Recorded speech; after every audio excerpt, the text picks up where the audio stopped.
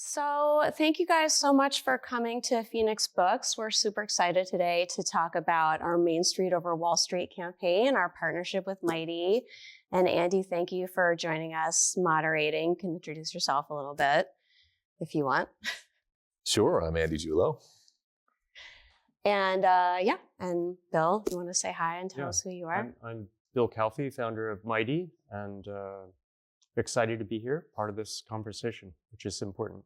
Yeah, it's really good. And I'm Joanna, and I work here at Phoenix Books. And yeah, Andy, I think you have some questions for us, right? All right. Yes, I do, as a matter of fact. And I'm the director of the Lake Champlain Islands Economic Development Corporation and the Regional Development Corporations of Vermont. Should have said that when I introduced myself. But Works. yeah, so let's start with a basic question. What is the Main Street over Wall Street campaign? Should I take that? Well, or I can take Go that. for it, yeah. I think what's really important is to understand the importance of economics when we talk about our culture here in Vermont. And I think Vermonters have a very strong feeling about all these things that make Vermont wonderful. And often we don't think about economics. And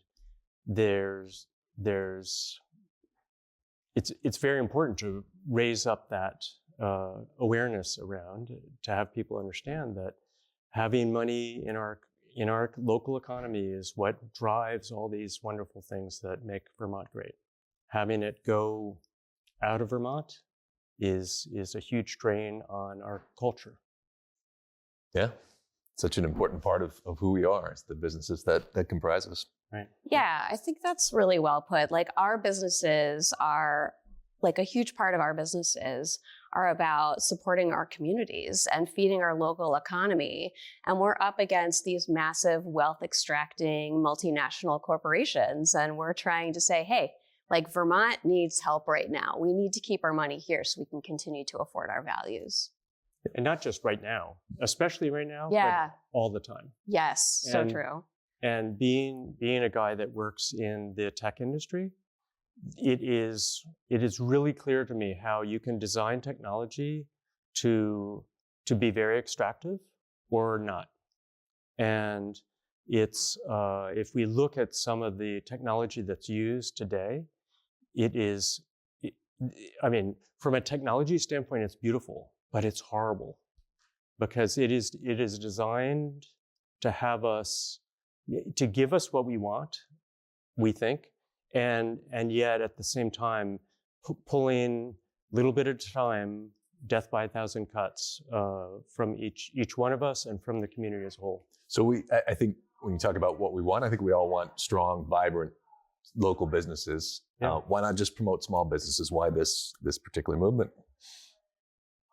Well, I can share a little about how Phoenix got into this and how I got into this. So as you guys know, but maybe folks watching at home don't, that I'm a sort of serial campaign manager.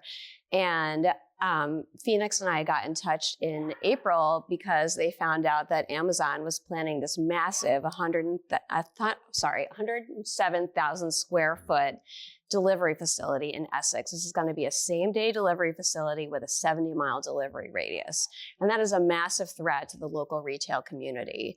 And like we've seen with these facilities all over the country, that they really devastate local communities and local retailers. Those are people's stores, people's livelihoods, people's jobs.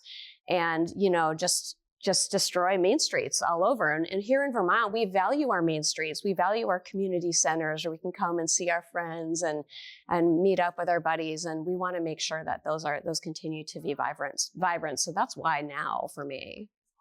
So you say Amazon destroying small businesses. I think a lot of us, we shop locally, we shop online. We don't necessarily see the two as conflicting. What is the history of Amazon and small business?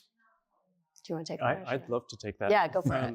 So Amazon appeared to be, in the early days, this wonderful thing for small businesses because they were already providing to their local communities, and they could then, with Amazon, be part of this global economy. The catch there is, so that was great in the beginning, and Amazon didn't charge much for them to be on. Again, it was very strategic.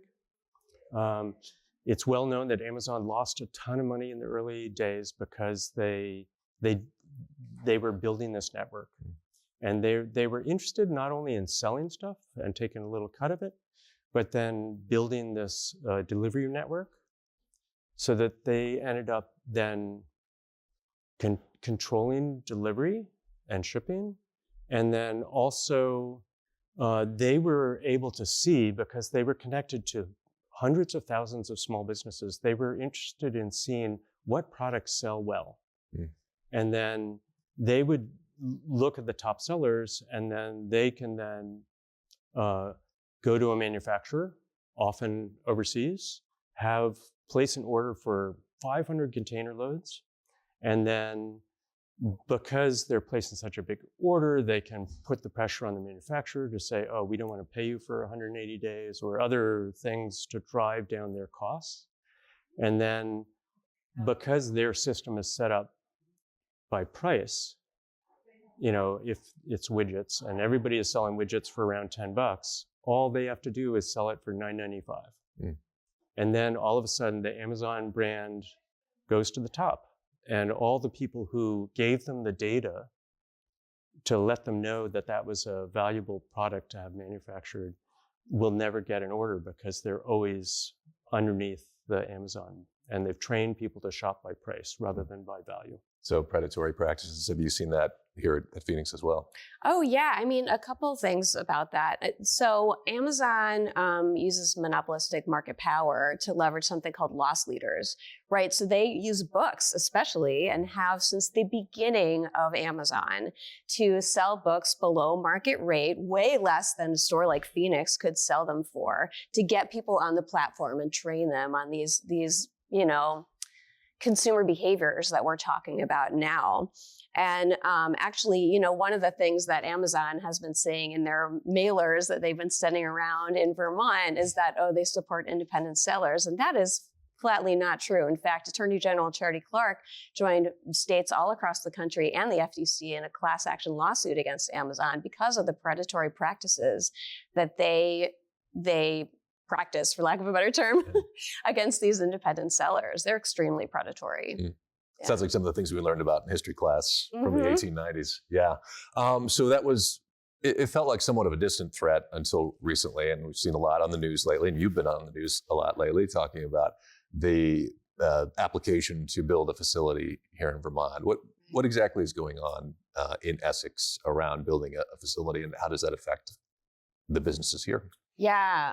So the latest with that facility, so over many months, the Town of Essex Development Review Board. So towns all over the state of Vermont have a tool called the Development Review Board, which is a committee of volunteers appointed by their town leadership, usually their select board, to volunteer on the Development Review Board. And then it's up to them to make these decisions based on permitting and zoning regulations for the town. So the DRB, the Development Review Board in Essex, deliberated over months and took lots of public feedback about whether they were going to approve or deny this permit to build this facility. And in July, they kind of surprised us all and denied the permit.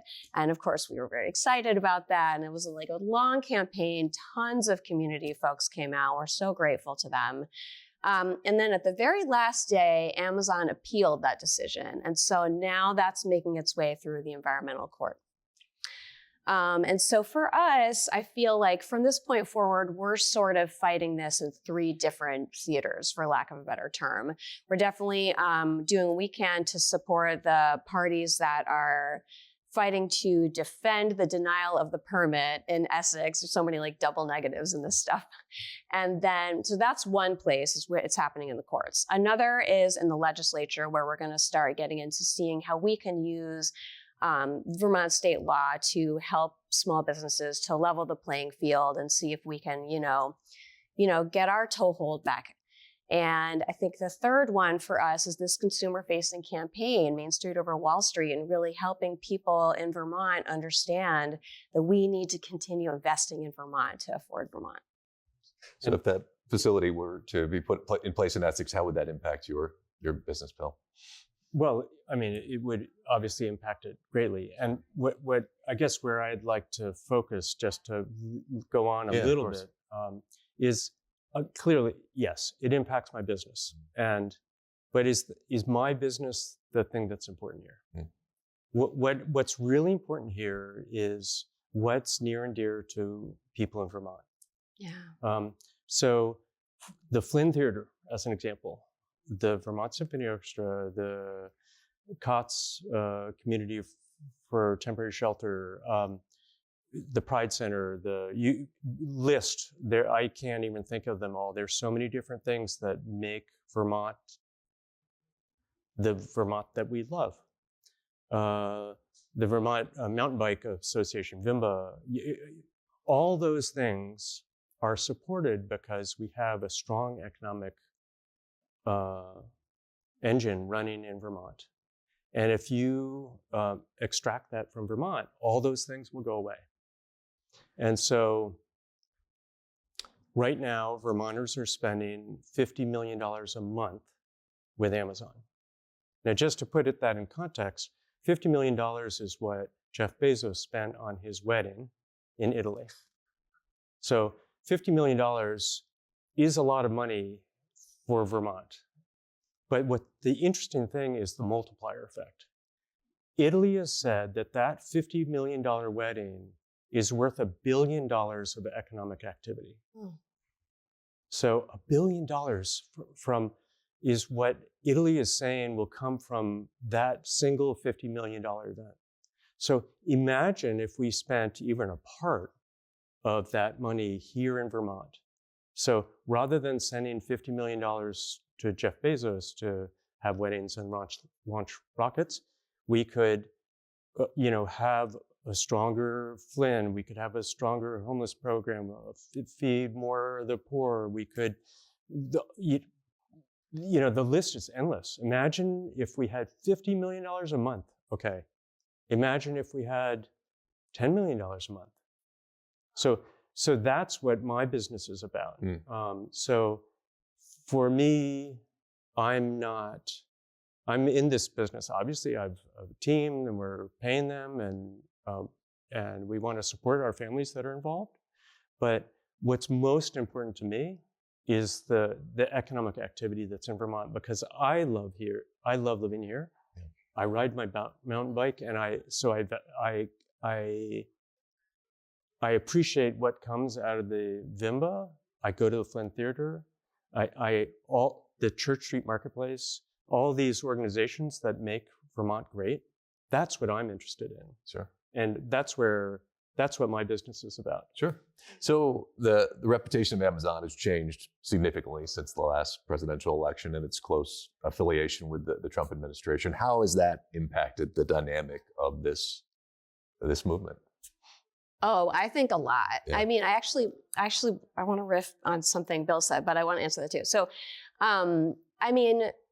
Amazon is sponsoring Trump's ballroom, right? I mean, people are seeing what they are.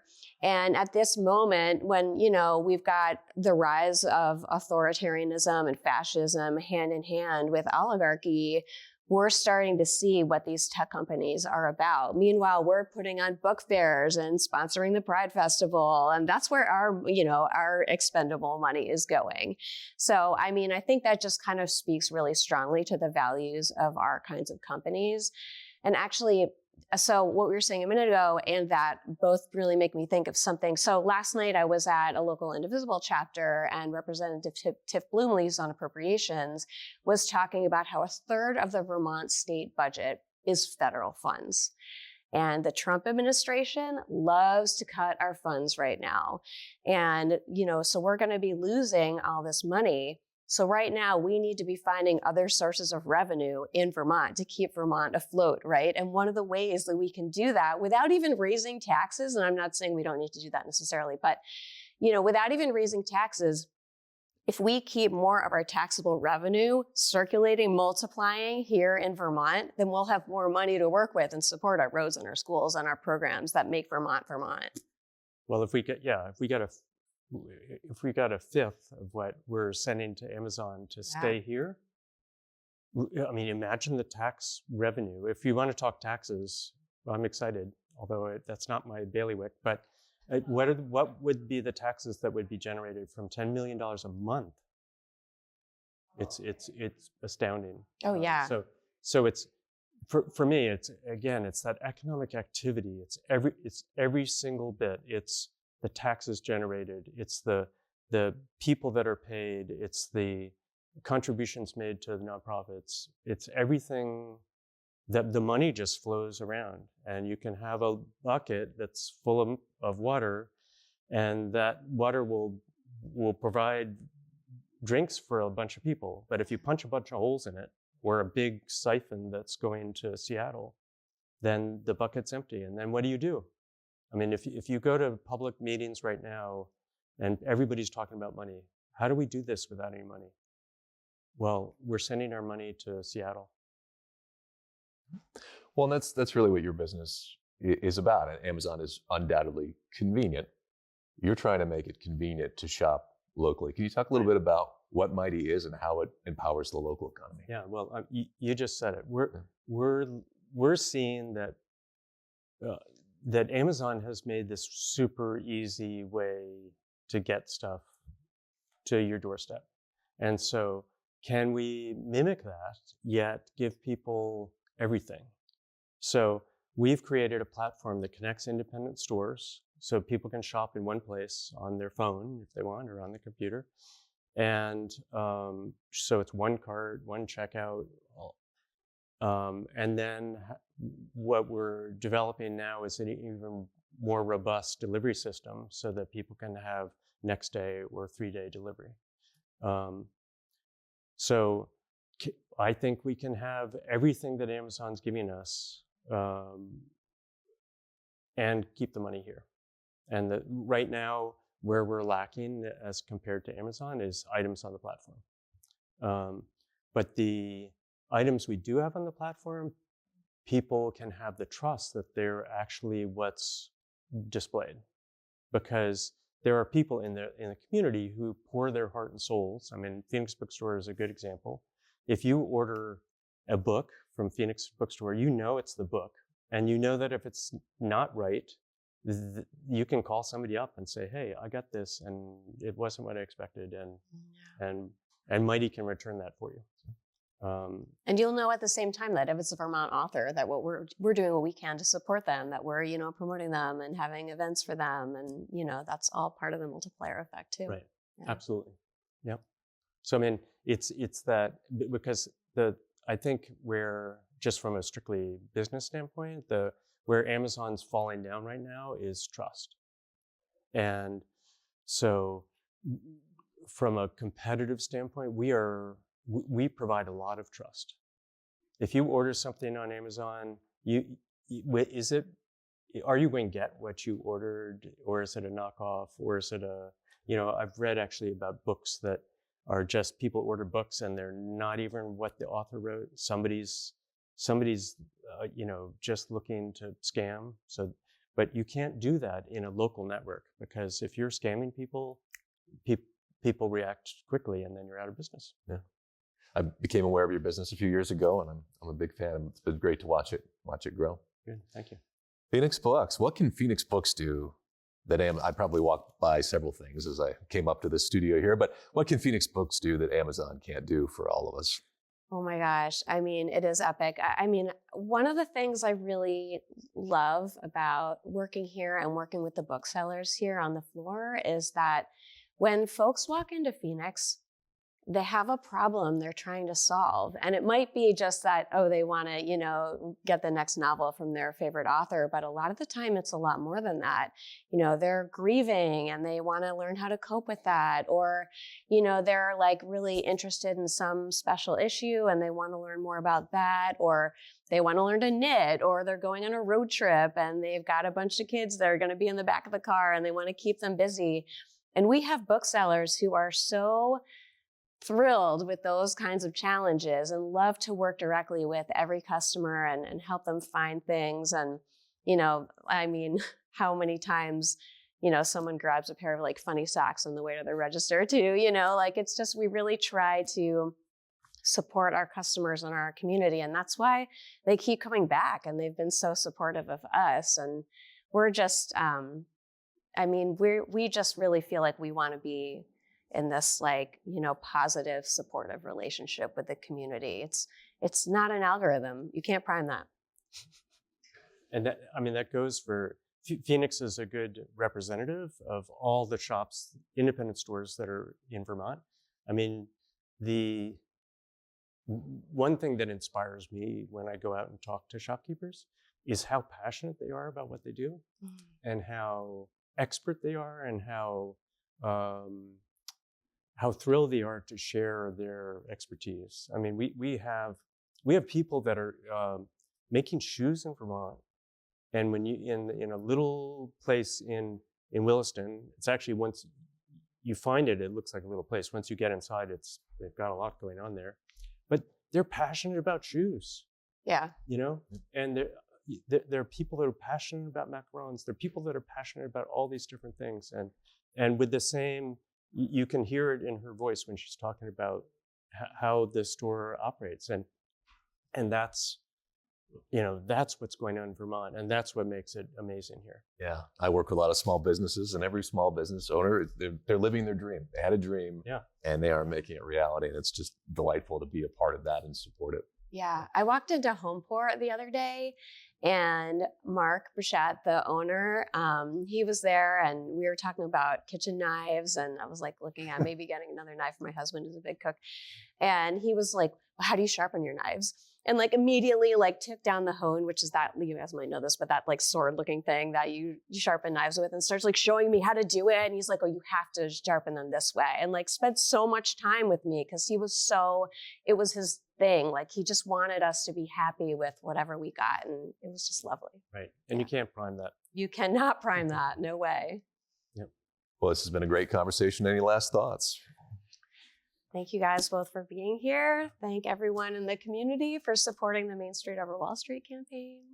And I mean, I keep saying, together we're mighty. I mean, that's, I think that's the other parting thing, is that there are a lot of things today, I think, in technology as well as in politics and everything else that's going on today, that is trying to fragment us. Yeah. And I think that it takes conscious effort to say, no, I'm going to be in this group. I'm going to be part of something that's important, and work against that effort to isolate us. Because I think together we are mighty, and that we have to keep remembering that when we feel down or isolated, the most important thing to do is talk to somebody in the community. And if you want to talk about knife sharpening, you can go to Homeport. If you want to talk about books, you can go to Phoenix. If you want to talk about macarons, you can talk to Elizabeth. But so that's the way to feel connected. Sure. Well said. Thank you. Thank you both. Yeah, thank you. Yes. So just because I look up on Amazon what the price of the book they're offering today is, that isn't necessarily the same price they're going to offer Bill or Joanna or anybody else, because it's a made-up number. That's why they get those queer 13.73 prices on the books. It's bizarre. 12.02. Really? No way. So anyway, as we move forward with this stuff, I think we shouldn't be ashamed to offer up the fact that we have a book club that gets you a 20% discount off your books, and then, in my view, makes us at least competitive with the supposed low prices on Amazon. Yeah, maybe people that sign up with Myti can get that 20% discount. I hope they will. Bill, listen, this was great. You guys are good. I enjoyed watching this just now. Awesome. Good. Thank you, Mike. Thank you for hosting this amazing space.